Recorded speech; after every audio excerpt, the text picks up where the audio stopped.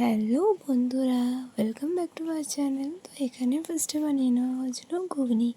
আজ তোমাদের সাথে আমি একটা অন্য রকমের খাবার শেয়ার করবো। আর এখানে দাদা ভেজে নিচ্ছিলো ফুচকা, তোমরা দেখতেই পাচ্ছ। আর এখানে আলুটা সেদ্ধ করা হয়ে গেছিলো, এবারে এই আলুটা আমি মেখে নিচ্ছিলাম, দেখতেই পাচ্ছ পেঁয়াজ দিয়ে মাখা হচ্ছিলো। এখানে টক ঝোলটা আমি আগেই বানিয়ে নিয়েছি, লেবু পাতা দিয়েছিলাম, তেঁতুল দিয়েছিলাম, একটু গন্ধরাজ লেবু দিয়েছিলাম, যাতে টক ঝোলটা বেশ সুন্দর খেতে লাগছিলো। এখানে পেঁয়াজ কুচি কুচি করে কেটে রাখা আছে, দেখতেই পাচ্ছ। এটা আমি আলুটার মধ্যে দিয়ে দেবো। আর এখানে আমার দাদা দিয়ে দিল ঘুগনি।